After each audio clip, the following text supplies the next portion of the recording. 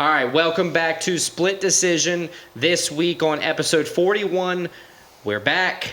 We got to recap UFC 300. The greatest card to ever exist. Definitely the greatest card to ever exist. The greatest card I've ever seen. The most excited I've been.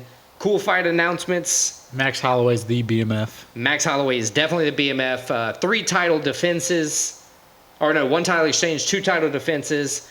It was a very fun weekend.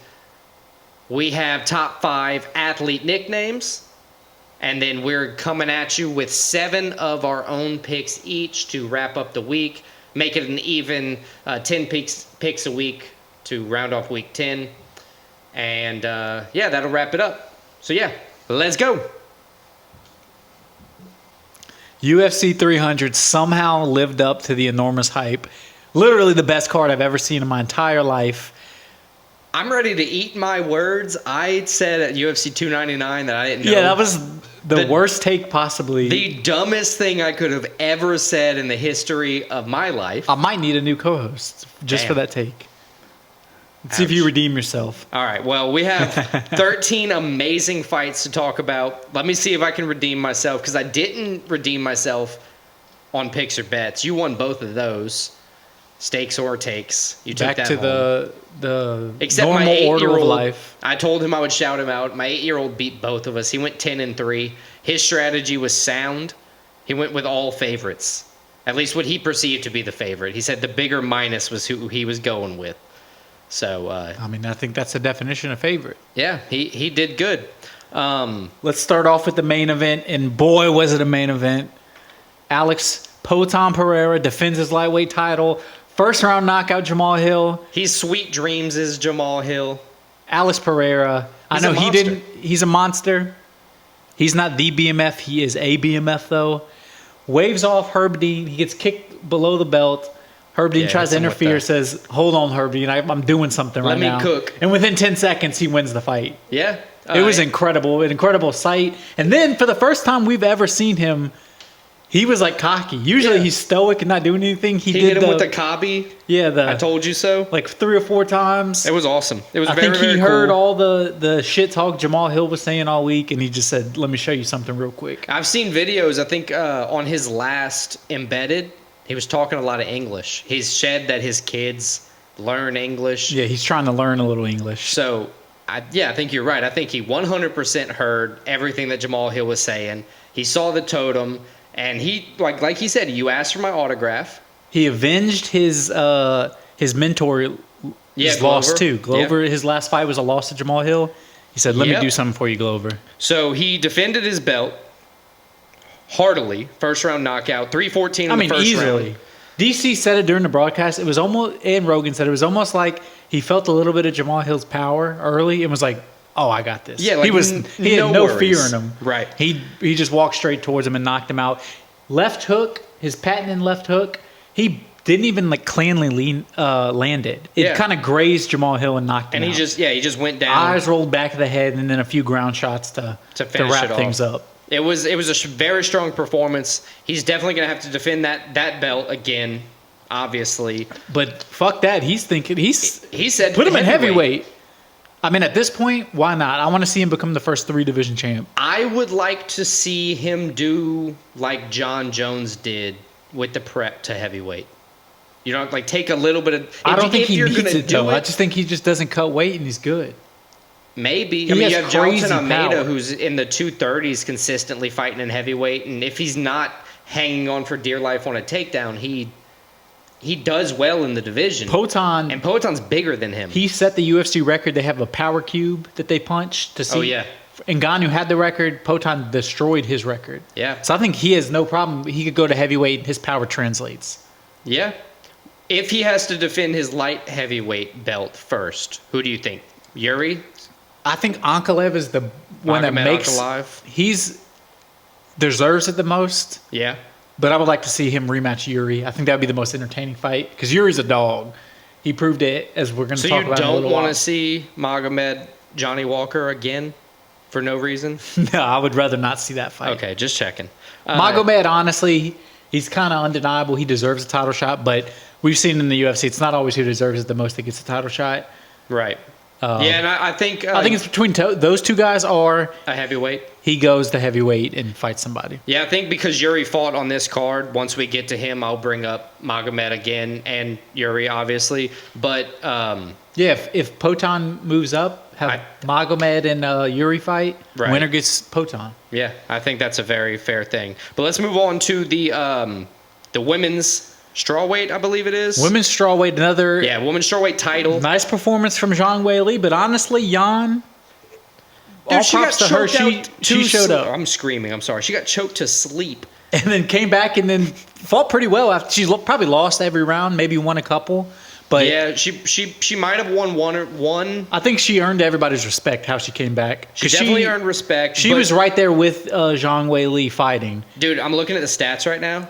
256 total strikes from Weili, 73 from Yan. Yan, yeah. It was a tough fight. It was a lot of ground game. Yan did a lot of work on the ground. She scored 3 out of 3 takedowns, but Weili answered every single time. 6 out of 9 takedowns, 12 minutes of control, almost 13 minutes of control, and she stayed just I think the perception striking. Coming out is Zhang Weili is almost a victim of her own success. We've seen her be so impressive, and this was still a fight where she easily won. Nobody's saying she didn't win, but it just wasn't as impressive. But that's more props to Yan, I feel like. Zhang Weili defends the title. I mean, this is a very weird one if you're looking at what's next for Zhang Weili, because you have somebody like Tatiana Suarez who hadn't fought in a while because she was injured, but she's on a huge winning streak. She's like the #1 contender in the division. I think that fight makes sense. Jessica Andrade comes up when you talk about it because she's just been tearing through the division since she's been back in it, or since she's been off of her losing streak. She's been kind of impressive with her, recurrence. Fuck it, bring Rose back. Bring Rose back. I mean, I don't know. There's just so many options. I think Zhang Weili But there's also so many people Zhang Weili's already beaten. Pound for pound, I think she's the best female fighter right now. As I said, a victim of her own success where it wasn't as impressive, as dominant as a win as we've seen her, but she still probably won every single round, which just tells you how good she is. But you got, like Amanda Lemos. She's like the 3rd-ranked contender. Weili's already beat her. I mean, who else? You bring Rose back. She beat Rose twice. No, Rose beat her twice. Oh, yeah, Rose beat her twice. I think the fight that makes the most sense, you mentioned her name, is Tatiana Suarez. I think so. She should be pretty close to being healed. I'm going to reach out on Instagram, see if I can get an answer, and we'll be back to talk about it. Anywho's, let's go to the most entertaining fight of the night, the BMF fucking I have been so excited to talk about this. I wanted to record it earlier. This is my favorite fight of all time. I think it might be. And Max Holloway put on a fucking show. But on top of that, it avenges my least favorite fight of all time, which was the Poirier head kick. As much as I respect it, I hate seeing it. And then Gaethje getting slept as his next one. Everybody. If you're fighting for the BMF, it changes hands. I think it was the most impressive we've ever seen Max Holloway. He was faster than Gaethje. He was more strategic than Gaethje. He was beating Gaethje up for 5 rounds. Then in the final 10 seconds said, fuck all this. This is the BMF. Let's stand in the middle. Against one of the most dangerous guys in the UFC. And let's just swing recklessly. But that's not the first time he's done that. It's not the first time, but it's the first time. You look back at the Poirier Holloway fight, him and Poirier were standing up. He first did it at UFC 199. He was winning a fight, and he... he didn't knock that guy out, though. He didn't knock the guy out, but they just swung like that. Yeah. But 1 second left, knocks Justin Gaethje. Not only knocks him out, he folded Justin Gaethje. Knocked him out cold. Face hit the ground. It was one of the most stunning, surprising... I think they said on the broadcast it was probably the biggest holy shit moment in UFC history. Look, Dana was out there after the fight just commenting, post it. Like, don't care. Everybody just post it. It was such a good fight. They gave, this is the largest bonuses in UFC history. They gave Holloway 2 of them. Yeah, the fight of the night. He got fight of the night and performance of the night. $600K to Holloway. Well-deserved. For the very blessed Max Holloway. And I think it's the start of a long reign in lightweight Because this is what we've been seeing Max Holloway since they said he was 19. I haven't seen him since he was 19, but he's been around since he was 19. I don't know. I think he goes back to 145 He's and in beats his up Ilya prime. Taporia. He's in his prime right now. What I'm saying is we're about to see a long reign from Holloway. He's still only 32 years old. Taporia. He's probably, I'd say he wins. I mean, I like Taporia, but the reaction when they showed He did not Taporia look after the happy. call out, he looked like he didn't want any of Max Holloway. I was so excited. Twitter was going off, or X was going off.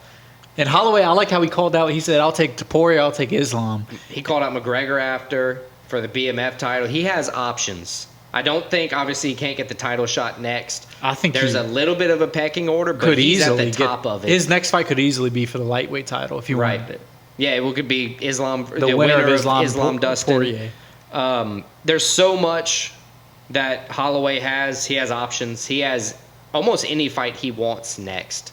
It's super impressive. I'm happy I was able to see Max that fight. Holloway's always been one of my favorite fighters, but I think the performance he put on, I mean, he's up there. Like, that was one of the most impressive. That was like, if you're trying to get somebody that was never into fighting, and you want to show him one fight, show him that fight. Right. It was incredible. Broke his nose in the first round with that spinning kick. Broke Gaethje's nose. Yeah, we didn't even mention that. Dropped Gaethje multiple times. And then he's still never been dropped. They didn't count out. It was a drop. I would say that wasn't a slip. That was a drop. But, whatever the UFC wants or whatever the judges wanted to score that as is what they did. But in the end, it doesn't matter because he said, meet me in the middle of the cage. And props to Gaethje because he was like, okay. Yeah, Gaethje's that real dude.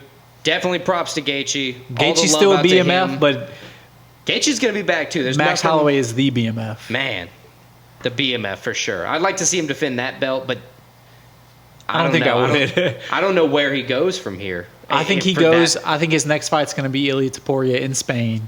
That would be crazy. I think that's the fight to make. He didn't get beat up. He definitely. Yeah, I mean his legs kind of hurt. I think that's the fight to make. But I could definitely see him taking on Taporia and beating Taporia in his next fight at featherweight. If he fights like that, he can beat anybody. I don't see why he wouldn't win. He could beat anybody in the world. The next one is a split decision. Split decision. This was honestly the fight that hurt me, the loss that hurt me the most in the whole card. The cockiest bastard of them all, Armin. Fan favorite. Charlie Oliveira, Dubronx. Man. And look, I thought he had him. The commentary from Joe and everybody, it's about how you score the fight. That's why it's a good split decision.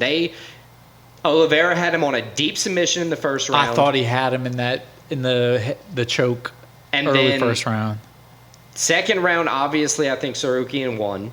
Agree. And then third round, he came back. He ended the third round with a deep darce that Sarukian wasn't doing anything to defend. He was just laying there. Holding out for the clock. And it's like if you end the fight, 2 rounds being being deep into a sub attempt, it wasn't Oliveira's strongest performance on the feet. Looking at the stats, watching the fight, you can say that. I don't think any way you can say it's a robbery, but I would have scored the fight Oliveira winning 2 rounds to 1. We've seen this is why. But I'm also an Oliveira fan.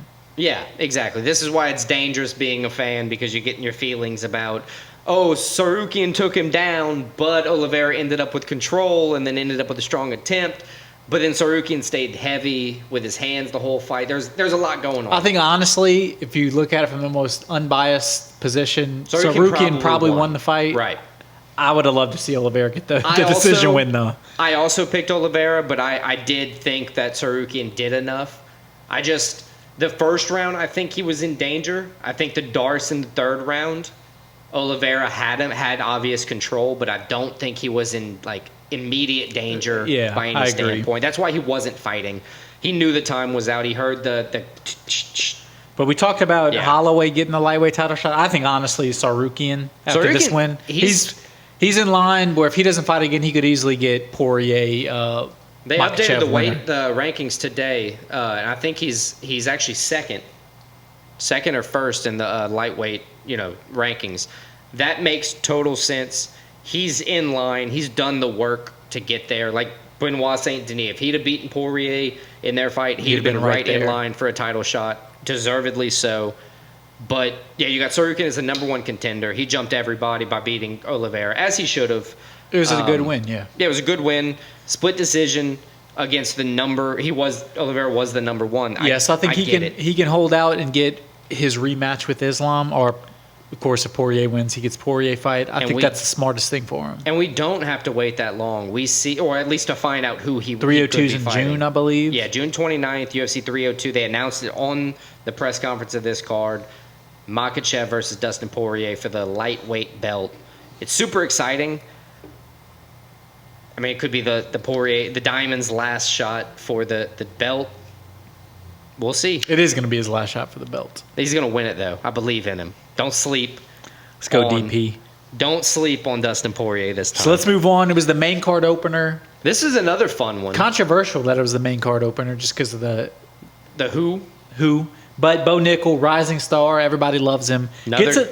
Another good performance. Gets another fit. He wasn't happy with his own performance. He had a second round submission of Brundage. It was the first time we've seen him where he had to wrestle, I think, to win this fight. All right, but let me ask, if he's not happy with his performance, that's fine. I'm happy with it. If you're a fan and you're betting on him at minus 2,500 odds, and he won, sure, you're still happy. Like, nobody was upset with him out wrestling a wrestler. I don't know. The fans were booing him. I wasn't.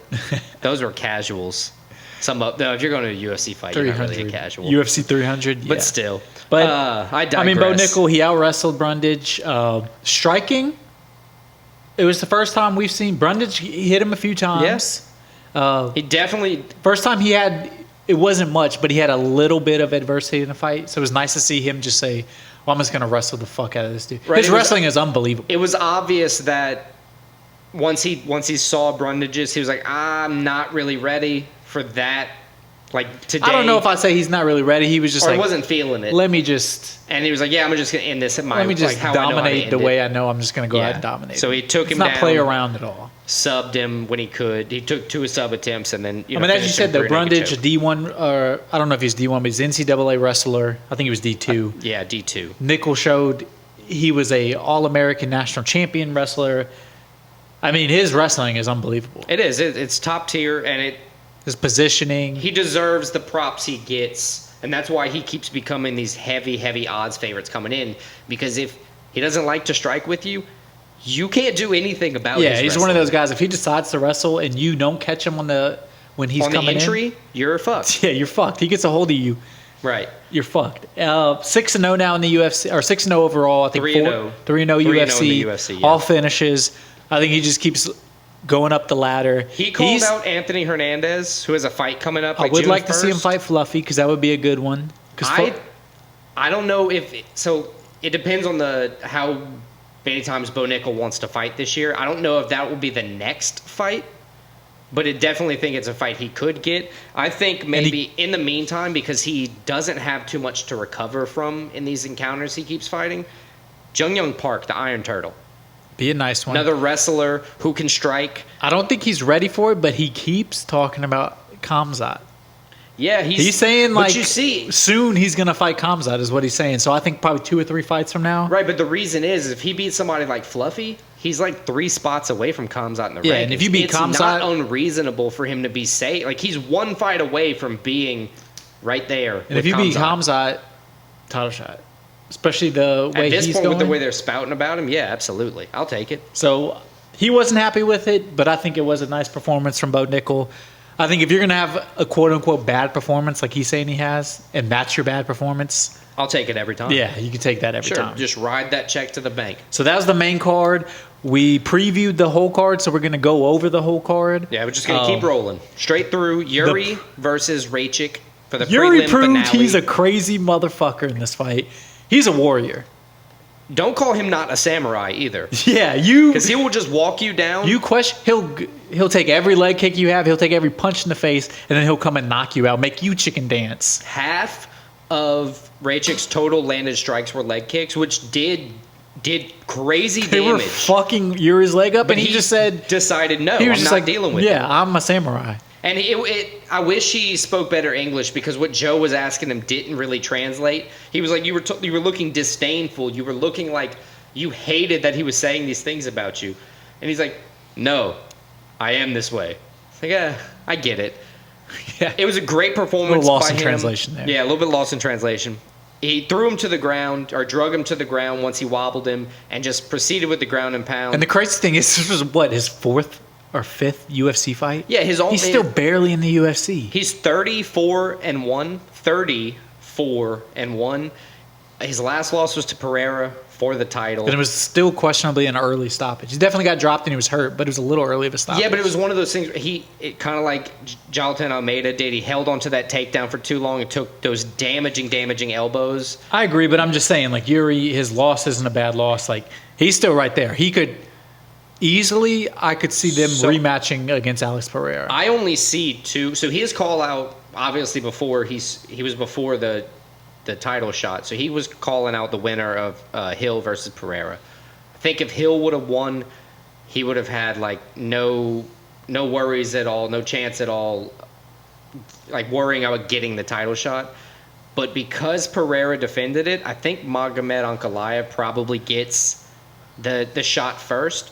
But Yuri wants, unless, like we said, Pereira moves up heavyweight. I say give Yuri versus Magomedov. Right. Winner gets Pereira at lightweight. I think we're seeing light heavyweight. I think we're seeing some combination of those three people fighting for the belt next, or fighting Jamal Hill. Let him fight Jamal Hill. Somebody could. I think with this performance, everybody else is kind of poised to fight again, and Jamal Hill needs to take some. They time were supposed off. to fight for the belt originally. Yeah, you're right. So put them up against each other. They both vacated the belt after injuries. So Yuri has talk about booing. People were booing the shit out of Sterling on the next fight. Which, I get you're booing him, but like he was dominating the fight. Boo Calvin Kattar. If you're going to boo anybody, boo Calvin Kattar. He couldn't stop him. They were chanting Kattar's name and booing Sterling, which, as a not big fan of Sterling, I love. I'm liking Sterling more and more. He's just so corny. His game plan was perfect, though, and his first fight at 145 could not have gone better. Yeah, he said he was not motivated by money at all for this fight. He was motivated by his game plan, and he did not teeter off of it 1 inch. Which he beats Calvin Kattar, and now he's instantly he's probably a fight or two away from legitimately being give me a title shot. Former champ. Featherweight, he's he's 8th. Yeah, former champ. Boom. He wins one, maybe 2 fights. Yeah, it was.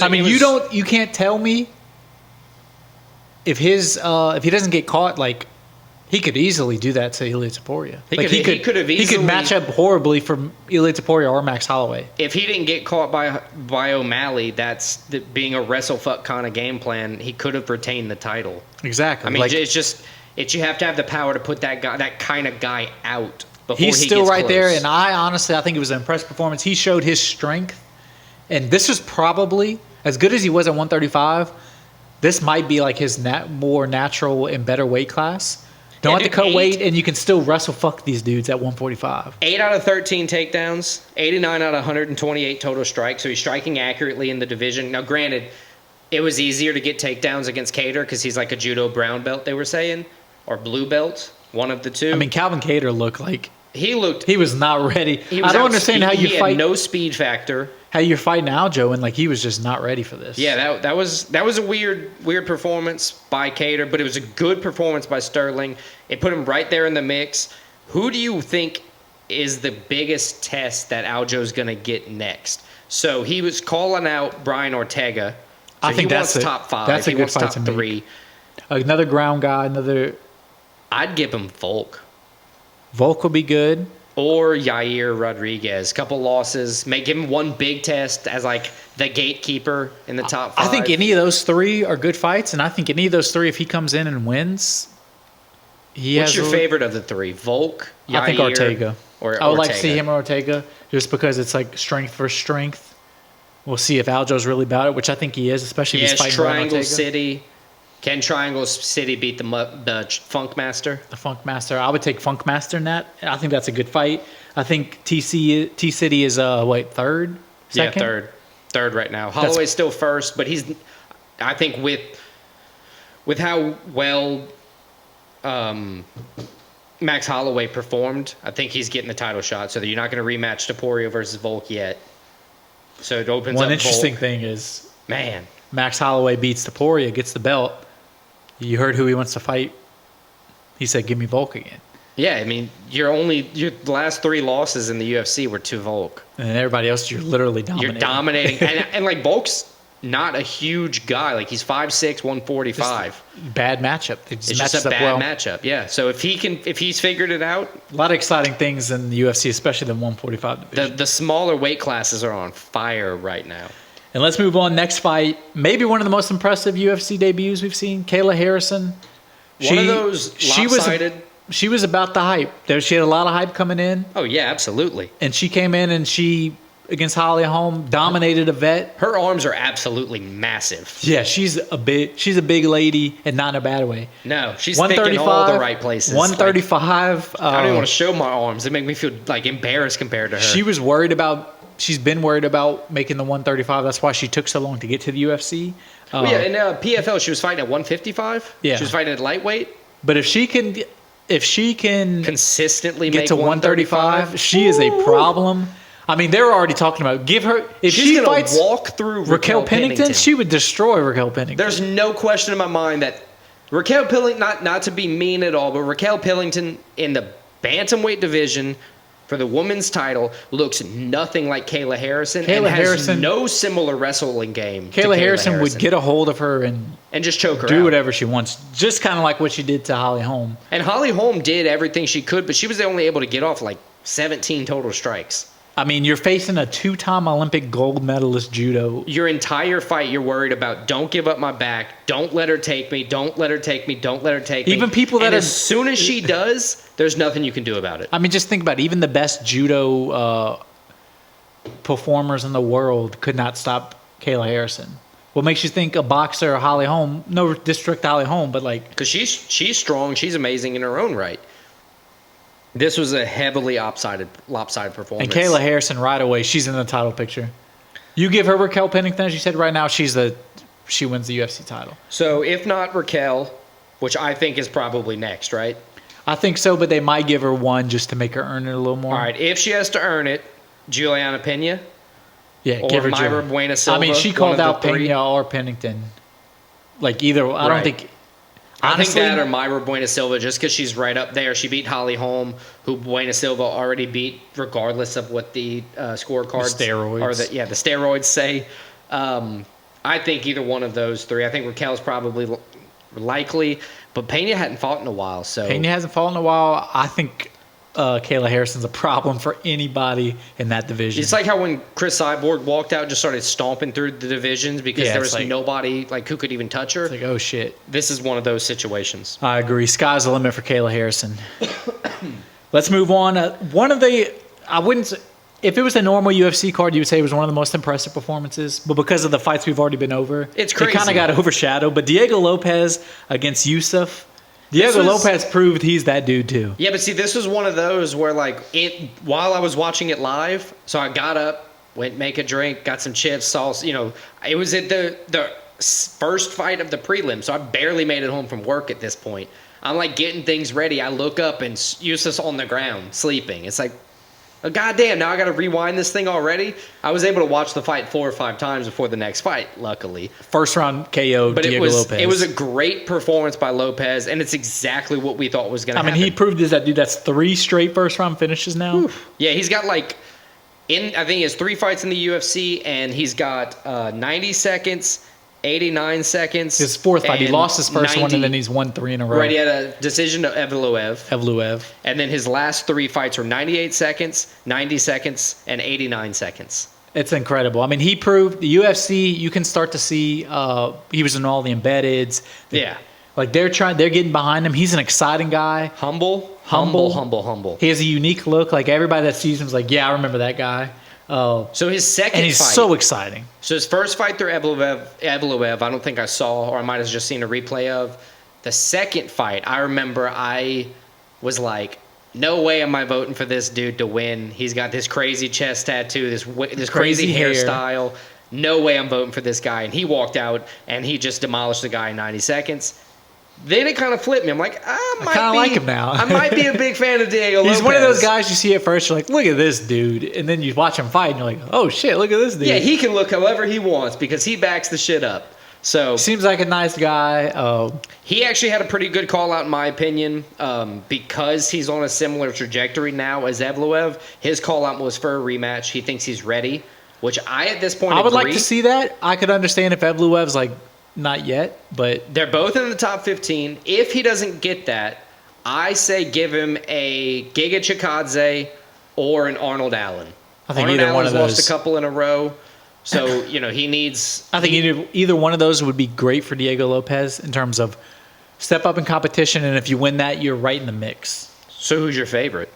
Giga Chikadze, the rematch with Evloev, or Arnold Allen? If I had my pick, I would pick the rematch with Evloev just to get his loss back. But I think the most likely one is probably Giga, and then second would be Arnold Allen. I like Giga as the next one because it gives him a test to break the top 10, and he can kind of go from there. He's the 14th ranked guy now. Giving him Evloev would give him a top 5 matchup. Giving him Arnold would be 6.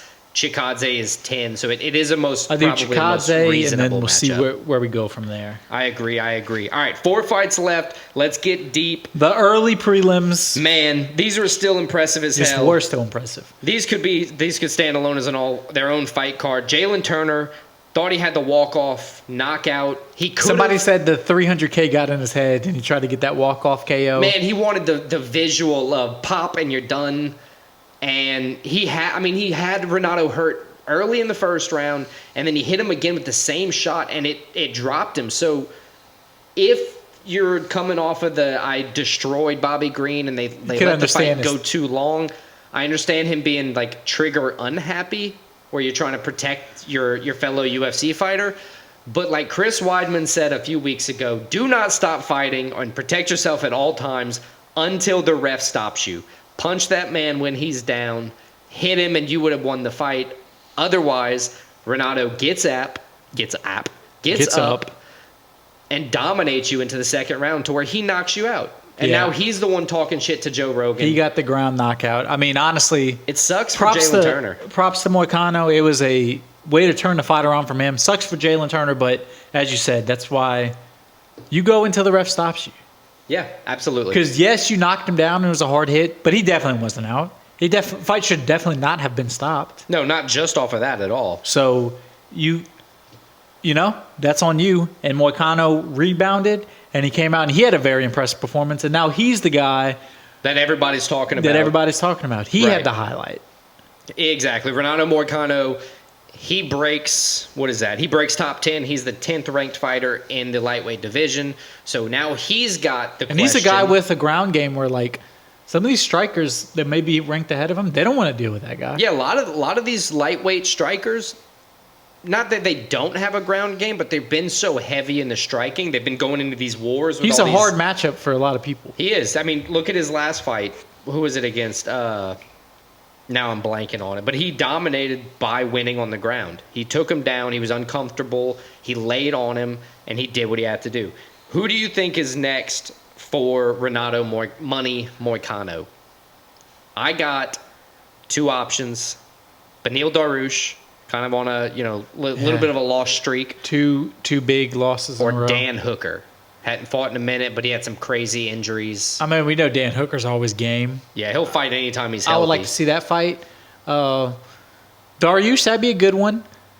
He's coming off, 2 first-round knockouts? He lost to Arman and Oliveira. Right. Twice in a row.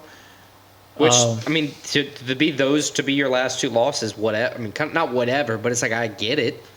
Yeah, but they were bad losses. The top 10 in that division at any point is lightweight is always it's like the best Yahtzee. division. Throw it out, and I believe anything could have happened in the top 10 of that division. Give me Moicano, Dan Hooker.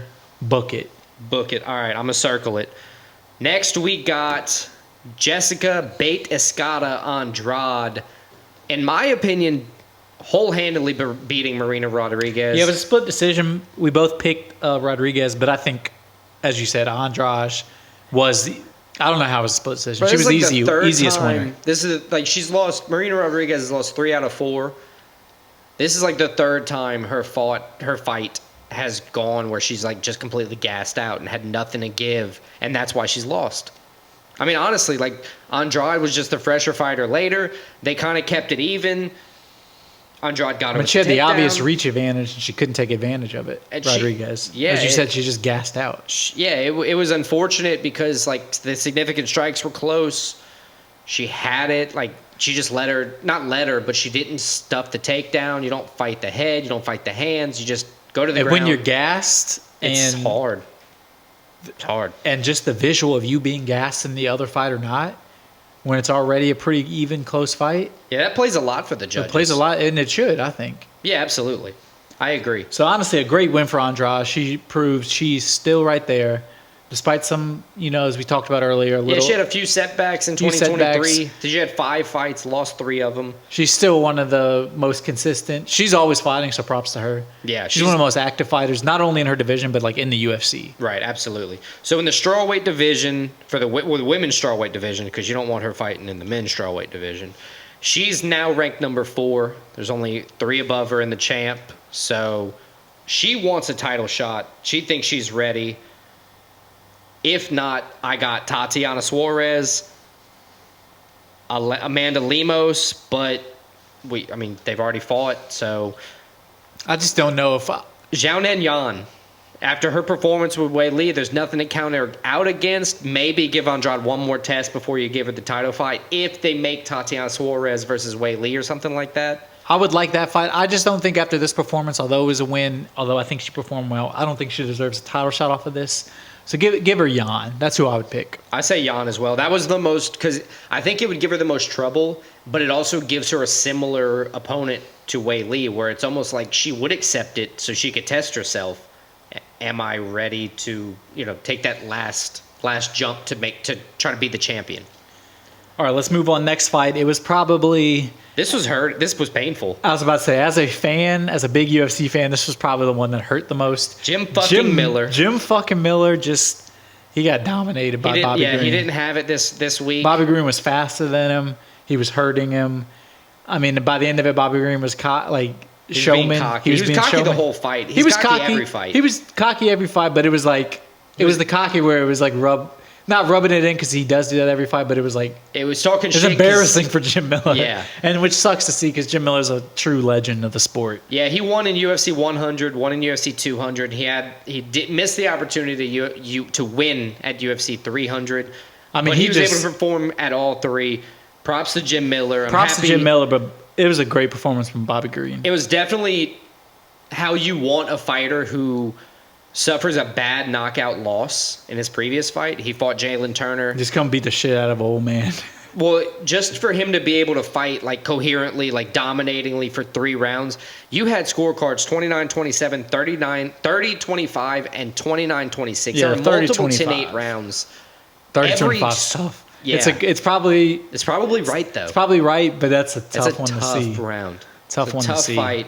Props to Bobby Green. He called out the slimy, sugary Paddy Pimblett because Paddy said his name last time he what was it, January or February? I mean, that would be a good fight. I'm cool with it. If you're not giving him the only other option I have in the division, because lightweight, like everybody's fighting in lightweight the past 2 weeks, they got to take some damn rest at some point. I got RDA because he hadn't fought a while. Bobby Green could just be the old man massacrist because he's old in himself. He's 37. Yeah, he's not the youngest guy. RDA is like 40. I think it'd be a cool matchup because RDA is losing by decisions, which means he's still got it. Yeah, I think RDA still has. I would like to see him versus RDA. Him versus Paddy would be a good fight too. But yeah, I think Bobby Green, he's not a legit contender in the division, but he's a guy, he'll put in entertaining fights for you. And he's one of those guys you can't keep him out of the top 15. And every one of his fights, something exciting or crazy is going to happen. Yeah, either he's getting knocked out or he's beating the shit out of an old man. Right. And I love it. I'm here for it. This is why we love the UFC. And not those exact reasons. Let's move on to the opening fight, which is probably the greatest opening fight in terms of who was fighting in UFC history and their resumes. Yeah. 2 former champs, Davis and Figueiredo, had the second round sub against Cody Garbrandt. Figueiredo now 2-0 at 135. He proved he's for real at this new division. Yeah, 2-0 in the bantamweight division. Over over Rob Font, him over Cody Garbrandt. I mean, those are 2 great wins to start off your 135 career. Oh yeah, absolutely. It was a great performance, a great showing to say hey, I'm ready. I'm not worried about, anybody else. I'm going for the title. I'm going up. I'm on the rise. Figgy's back. I think so, and I think honestly, we've seen worse performances from Cody Garbrandt, so props to him. He's now claiming he had vertigo mid-fight, and he kind of lost balance. I saw that headline today. But Figueiredo, I think he's right there now. I don't think he gets title shot next, obviously, but I think what does he rank right now? Like top 5? Let's see. He's definitely top 10. I almost said Marab. He is 6th. 6th. So you got Cejudo, Cheeto, Peter Yan, Sandhagen, Marab, and O'Malley left. I think he called out. He called for a title shot. He wants a title shot. But he also mentioned Corey Sandhagen. He did mention Corey Sandhagen. I would like that. Obviously, I think we know, we can expect at any point in the future for them to book O'Malley, Marab for the title shot. I think that it's has deserved. to be the next one. I think that's next. So lock that up. After that, I have on the paper Sandhagen because I think Sandhagen... Give me Davidson Sandhagen. I think that'd be entertaining. Sandhagen is a monster with calculation. He's very, very precise. Because Sandhagen on his own could say give me a title shot. Right. And if you're gonna fight, Sandhagen's one of those Dan Hooker types. He's always willing. He'll fight anywhere, anytime, anyone. And he's faced those tests. That's why he could say, give me a title shot at any given point. But yeah. Is that... Burr. Give me a title shot.